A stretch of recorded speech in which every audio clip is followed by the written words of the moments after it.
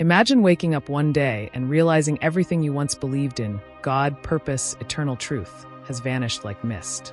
The churches are empty, the gods are silent, and the heavens no longer whisper.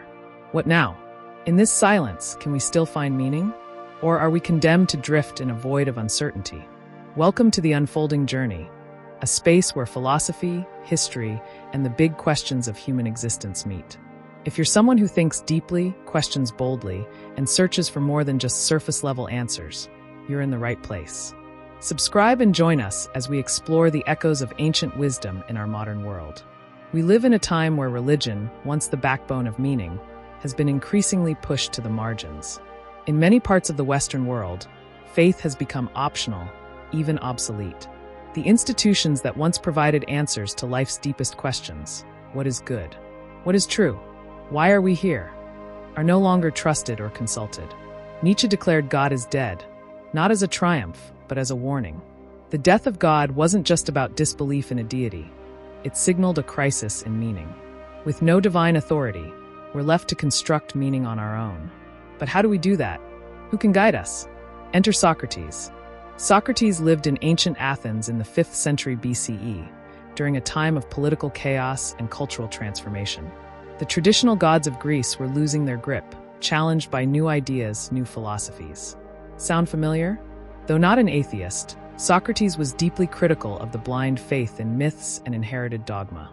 He didn't seek truth from Mount Olympus, but from within the human soul. His method was simple: ask questions. But those questions shattered assumptions, exposed ignorance, and ignited the fire of thought. In a world where external sources of meaning have crumbled, Socrates becomes more relevant than ever. He invites us not to believe, but to examine. Not to obey, but to think. Today, without religion, many feel the pull of nihilism, the belief that life has no purpose, no meaning, no value. But Socrates offers a different way. He doesn't hand us a new doctrine. He teaches us how to think, not what to think. The Socratic method is based on dialogue, critical inquiry, and relentless questioning. It's a tool for self-discovery in an age of confusion. When you don't know what to believe, start with this. Question everything, especially yourself. The unexamined life is not worth living, he famously said. In a post-religious age, this is revolutionary. Socrates doesn't promise eternal life, but he offers something perhaps more radical: a meaningful life, grounded in self-knowledge and ethical responsibility.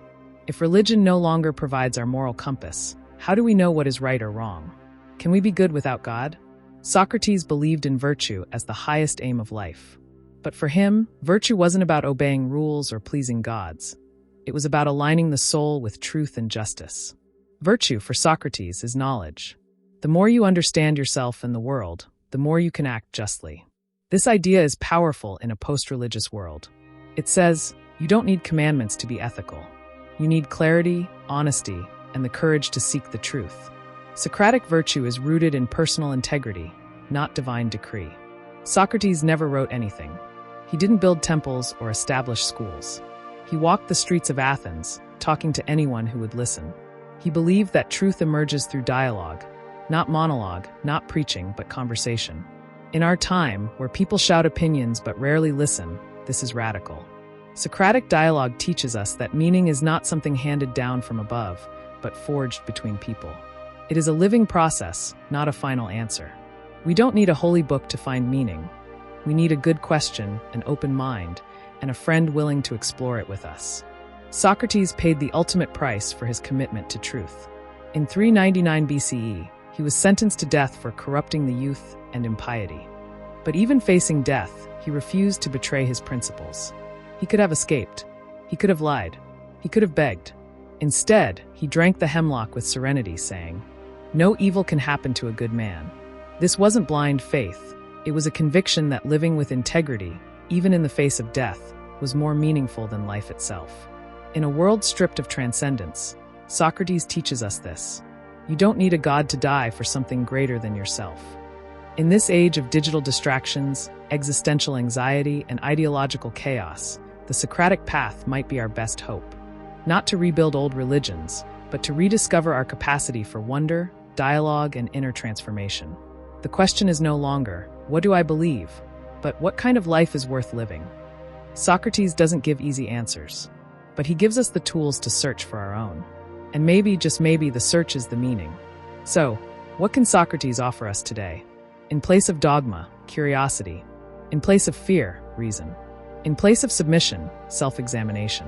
And in place of meaning handed down, meaning earned through questioning, living, and becoming. In a world where the sacred has collapsed, Socrates becomes our silent guide. Not pointing to heaven, but to the soul.